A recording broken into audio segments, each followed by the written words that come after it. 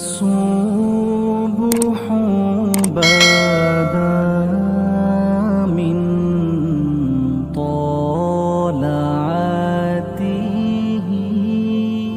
نبی رحمت صلی اللہ تعالیٰ علیہ وسلم نے مولا علی شیر خدا اور حضرت عمر فاروق بندے بھی حضور نے وہ چنے جو سرخیل ہیں دونوں. مولا علی فاروق اعظم امیر المومنین دونوں کو بلایا اور بلا کے فرمایا یہ میرا جبہ لے جاؤ اور میرے بعد میرے وصال کے بعد وہاں جانا کرن میں تمہیں اویس ملے گا، اسے میرا جبہ دینا. اور دیکھو کیا خوبصورتی ہے لفظوں میں. یہ بات ان کی شان کو کہاں سے کہاں لے گئی. محبوب فرمانے لگے اسے کہنا میری امت کی بخشش کی دعا کرے، اسے کہنا میری امت کی بخشش کی. حضرت علی المرتضیٰ کا رتبہ بھی ان سے زیادہ ہے، جناب عمر کا رتبہ بھی. اس کا مطلب ہے بڑا بھی چھوٹے سے کبھی کبھی دعا کے لیے کہہ سکتا ہے کہ یار میرے لیے دعا کر دینا. نبی کریم علیہ السلام نے جبہ دیا، جبہ دے کے بھیجا.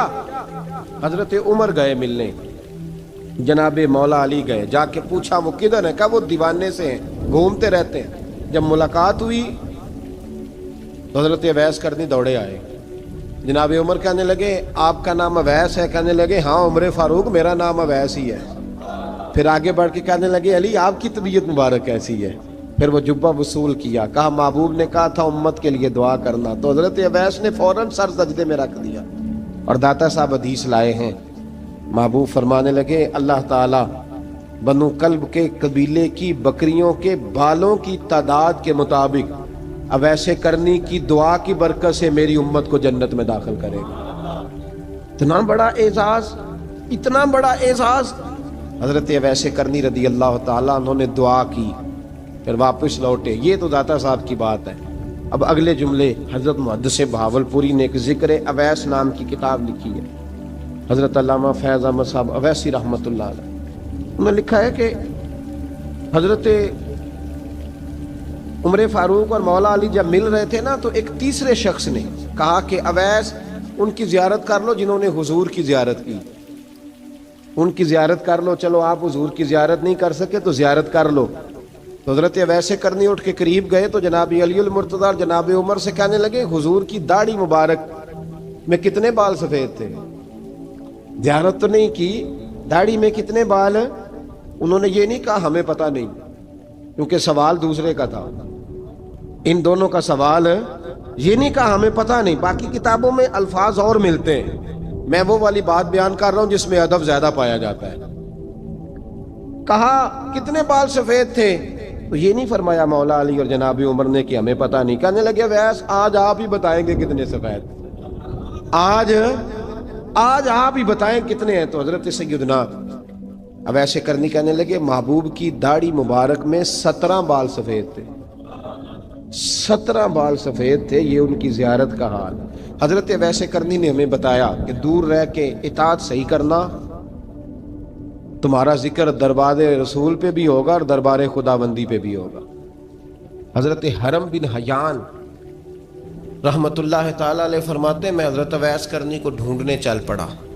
ڈھونڈنے بھی اسے نکلا جسے کسی نے نہیں ڈھونڈا اور جو کبھی کسی کو نہیں ملے. حضرت اویس کرنی، یہ فکرہ کسی درویش نے نا حضرت اویس کرنی کے لیے کہا.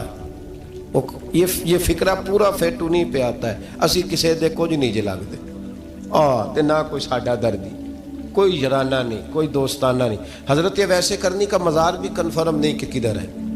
بس اسی کسے دے کچھ نہیں لگتے، کیا ضرورت ہے. بس ٹھیک ہے اپنا جو ہے انداز سارے زمانے سے علیحدہ کر کے رکھا انہوں نے، علیحدہ الگ تھلگ.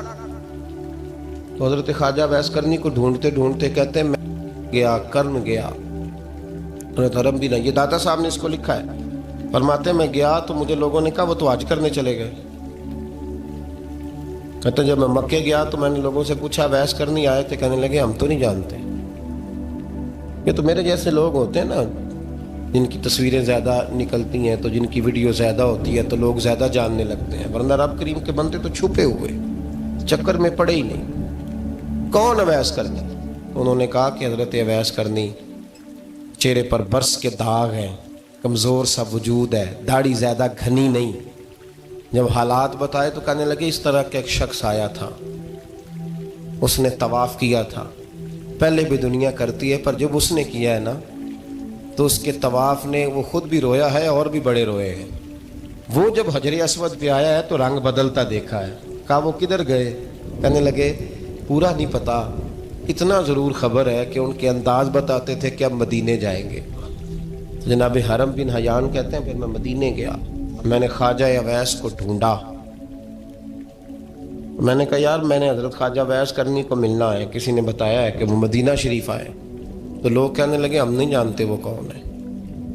لیکن نا دنیا جان گئی، دنیا میں بڑا کچھ ہو گیا، بائی نیم لوگ جاننے لگے، ہوٹلوں پہ پہچاننے لگے، سڑکوں پہ پہچاننے لگے۔ لیکن بات تو یہ ہے کہ جن کو پہچاننا چاہیے اگر وہ پہچان لیں پھر تو بڑی بات ہے، پھر تو بڑی بات ہے۔ لیکن اگر وہاں ہی پہچان نہ ہو سکے تو پھر تو معاملہ بڑا الگ سا ہے نا۔ عزیز بھائی، حضرت خواجہ اویس کرنی کے بارے میں پوچھا تو مدینہ شریف کے زائرین اور وہاں کے مقامی لوگ بھی کہنے لگے کوئی نہیں پتا، ہم نہیں جانتے، ملے ہی نہیں۔ تو کہا باریک سا وجود ہے، پرانا سا لباس ہے، برس کے داغ ہے، چہرے پہ داڑھی زیادہ گھنی نہیں، کسی کو پاس نہیں بٹھاتے۔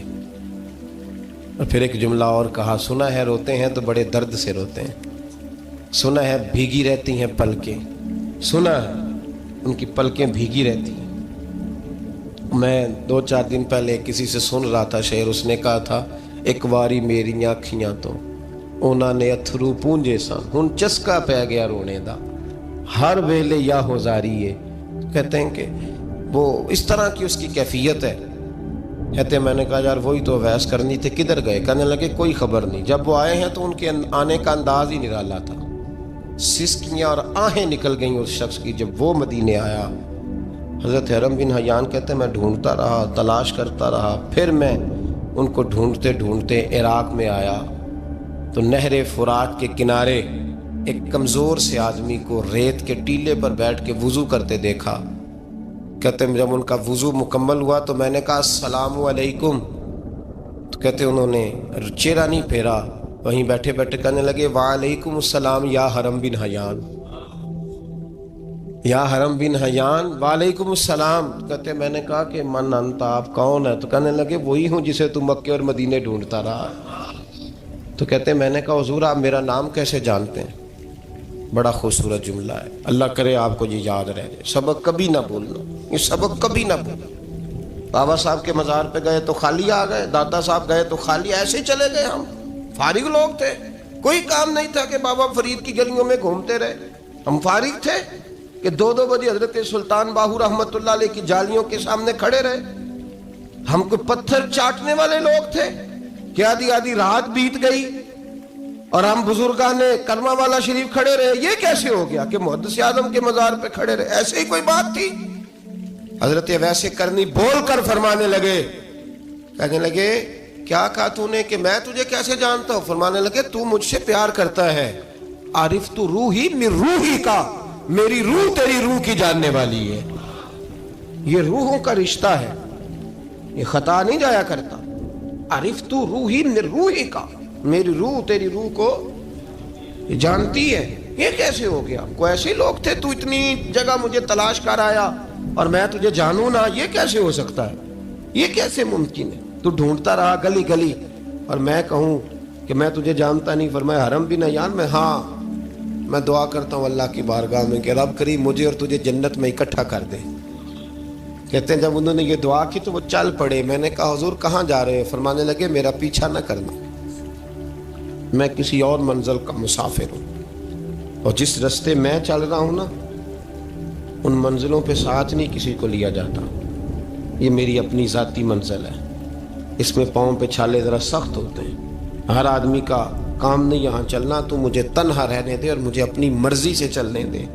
کہتے میں نے منت کی تو کہنے لگے بس انہیں جد و جہد بڑی کی تھی تو تیرے ساتھ ملاقات کر لی، تجھے پہچان لیا، تیرے ساتھ بات کر لی، ورنہ میں کہہ چکا ہوں اسی کسے دے کچھ نہیں لگ دے۔ اسی لیے میں نے حضرت غالباً امام شورانی رحمۃ اللہ علیہ کے حوالے سے پڑھا ہے کہ قیامت کے دن جب حضرت اویس کرنی جنت میں جائیں گے تو ممکن ہے اس وقت بھی لوگوں کو دیدار نہ کرایا جائے، بلکہ امام شورانی کہتے ہیں اللہ 70,000 فرشتے ان کی شکل کے پیدا فرمائے گا اور ان کے جھرمٹ کے اندر چھپا کے انہیں جنت میں داخل کرے گا۔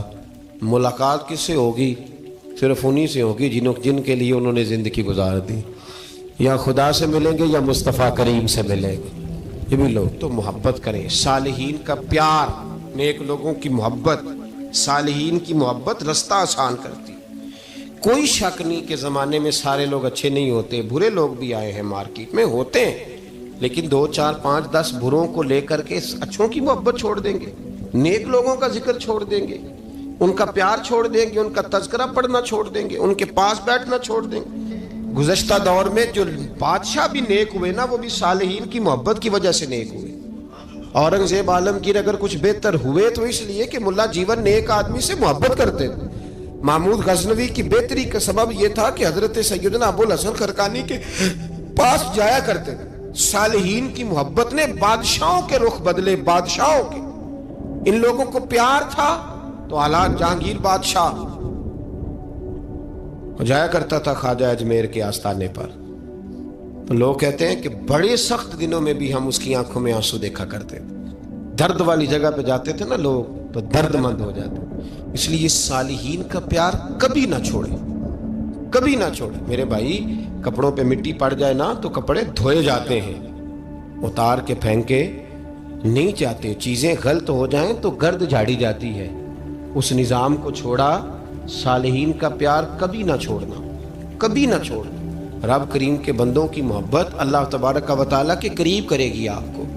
اللہ کے بندوں کی محبت آپ کے اندر جلوے پیدا کرے، اور اگر آپ ان کو پڑھیں گے۔ میں جب پاک پتن شریف جاتا ہوں یا کسی مزار پر میں کھڑا ہوتا ہوں نا، تو وہ جو حالات پڑے ہوتے ہیں نا ان بزرگوں کے، وہ سامنے آتے ہیں کہ یہاں خواجہ نظام الدین محبوب الہی تشریف لائے۔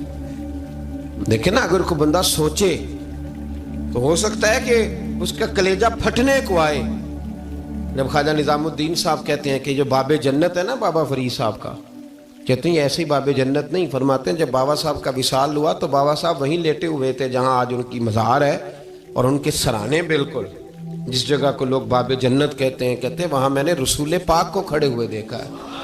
اب کوئی آدمی حضور کی خوشبو محسوس، اس کا ایک ارادہ بن گیا نا کہ یہاں حضور کھڑے تھے، اس پر کیفیت کیا طاری ہوگی، اس پر انداز کیا ہوگا، اس پر وارد کیا ہوگا، وہ کہاں پہنچ جائے گا 1-2 منٹ کے اندر۔